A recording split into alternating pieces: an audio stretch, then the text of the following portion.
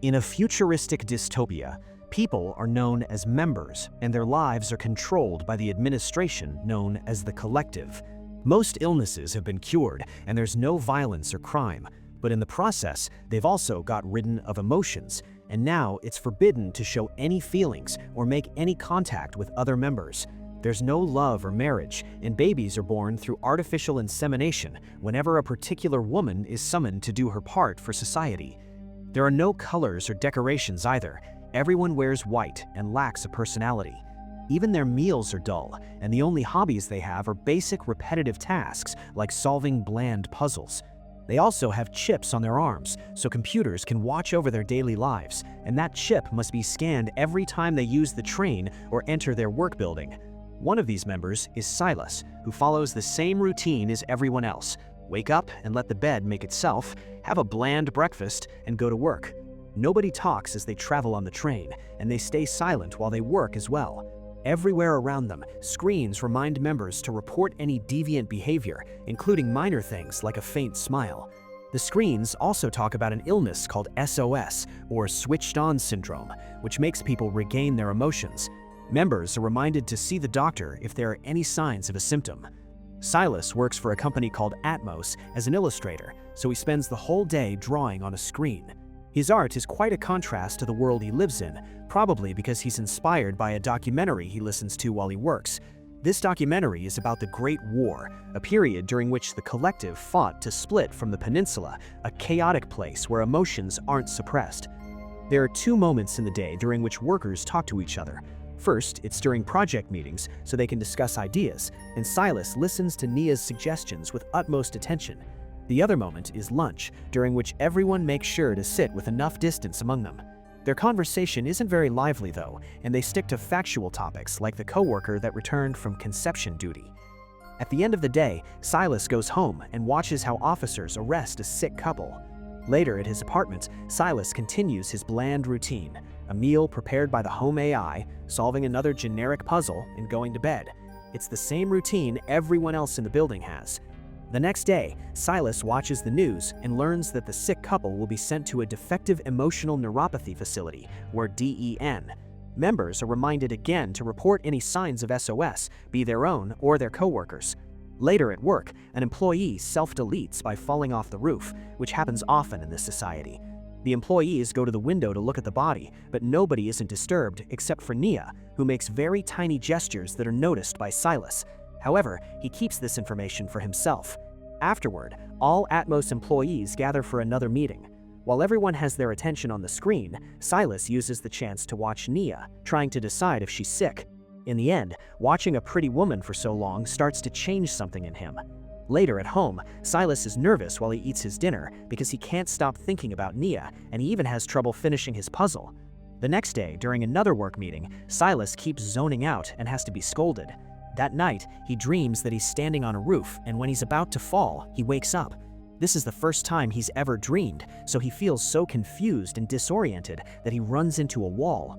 The following morning, he discovers a bruise on his forehead and goes to the health center, where he sees a woman cry while watching a video about SOS and its 4 stages of symptoms.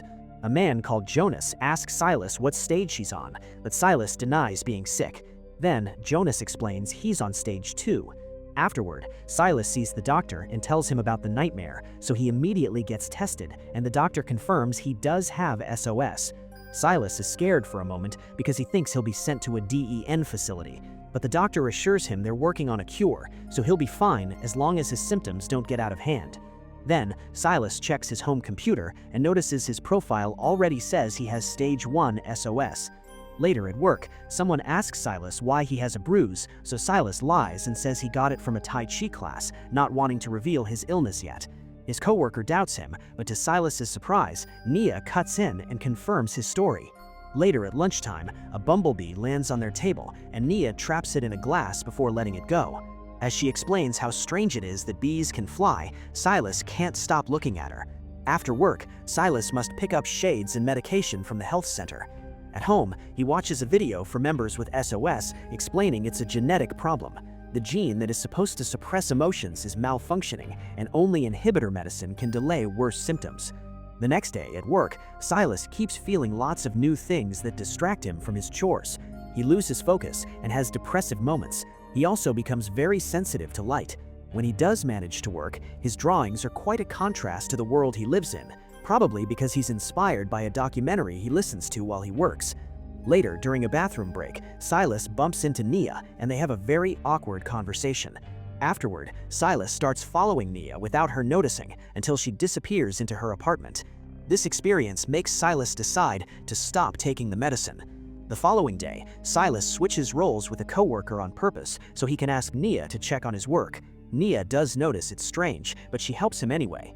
This is noticed by his superior, who makes sure they aren't interacting out of enjoyment. Nia provides very good feedback, but Silas is more concentrated on watching her face. He's becoming so obsessed with her, to the point that later in the night, Silas enters the empty office and uses Nia's computer to listen to her recordings. During the next work meeting, Silas accidentally spills his drink, and when a coworker helps him, his shades are discovered as well. Now, Silas has no choice but to admit he has SOS, and even though he swears he isn't contagious, they decide to separate him from the group. Silas is hurt because Nia agrees with the idea. From then on, Silas works in a corner far away from the others. After work, Silas continues to follow Nia. This time she notices and surprises him from behind, threatening to report him if he doesn't stop. When Silas says Nia also has SOS, she tries to deny it, so Silas points out that if she wasn't affected, she would have already reported him. Not knowing what to say, Nia leaves. The next day, Silas and Nia pretend nothing happened, and Nia tries to avoid interacting with him as much as possible. However, Silas notices she fidgets a lot with her hand, confirming his theory. Later, when they're alone in the office, the tension is so thick that Nia rushes to hide in the bathroom. Silas follows her, and the two awkwardly stand in the same stall as they try to understand what they feel. After some hesitation, Silas touches her hands and face, not believing how amazing it feels. Finally, giving in, Nia leans against him, and they share the first hug in their lives. As they enjoy the warmth, Nia admits she's been sick for a year. She's very scared and waiting for the cure, so she tells Silas that they can't be together. Silas accepts this, but can't stop himself from kissing her before leaving. The following day, Nia can't stop thinking about Silas, even though she asked for distance. Silas returns every look and follows her around until they're alone again in the bathroom stall. They are so close that they're almost melting into each other as they experience the warmth of human touch. Unfortunately, the moment is interrupted when someone enters the bathroom, so Silas leaves the stall alone to discover it's his manager, who asks Silas if he's thought about self-deleting yet. Silas explains he'll only consider it when he reaches later stages. On their way out, the manager sees that Nia's computer is on and reveals there have been rumors of Silas snooping on Nia, so he must stop if he doesn't want to be reported. The next day after work, Nia waits for Silas in the stall, but he doesn't show up. Later, they meet in a pathway and discuss the manager's threat. Silas announces he'll ask to be transferred to another job, and Nia leaves without saying anything. When she arrives at her apartment, she has a full breakdown. The following morning, Silas reports his resignation, saying he needs to find a job where his illness won't cause trouble to his coworkers.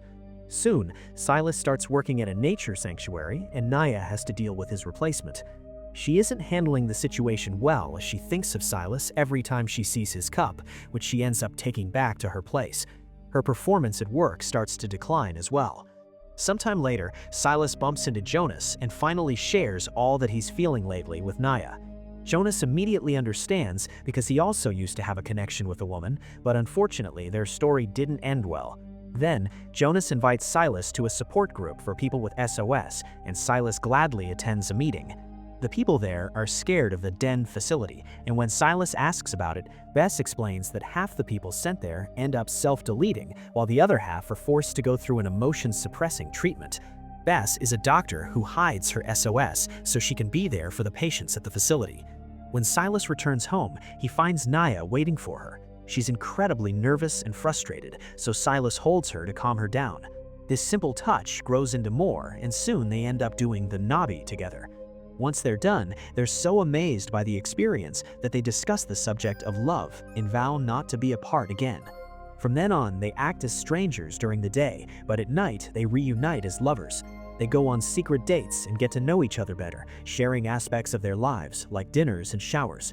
Nia soon regains her mood and her work performance improves. Sometimes when they cross each other on the street during the day, they let their hands brush against each other. One day, a group of officers appear to make a huge announcement. The collective has found a cure for SOS. Silas and Naya agree that neither of them wants the cure, and Silas takes Naya to the support group so they can share the news together. They plan to escape to the peninsula. The others try to convince them it's a bad idea, and Bess shares the story of a man who died trying, but the couple doesn't change their minds. Seeing their strong love, Jonas agrees to help, and he makes arrangements for them to escape in 3 days. The next day, when Naya arrives at the office, an alarm goes off, and an officer immediately takes her away. Later, Naya meets Silas with some terrible news. She's getting summoned for conception duty. This means Naya can't leave because she won't be allowed in trains.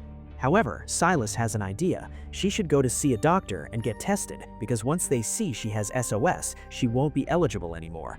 The following day at the health center, the doctor tests Naya's blood and is shocked to discover she's pregnant. Naturally occurring pregnancies are one of the worst crimes in this society. Meanwhile, Silas is waiting for Naya at their meeting spot, but she doesn't show up, and he gets worried.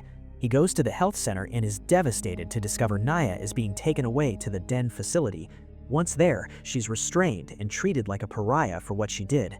Bess soon discovers she's there and contacts the others. Back to Silas, he goes to Jonas for help, and Jonas assures him he and Bess are already working on it, so now he must wait. In the morning, Bess uses her doctor privilege to take Naya from her room and takes her to meet with Jonas and the others. Bess explains they'll exchange Naya's body with a woman who recently self-deleted and inserts a new chip in Naya's arm to give her the dead woman's identity.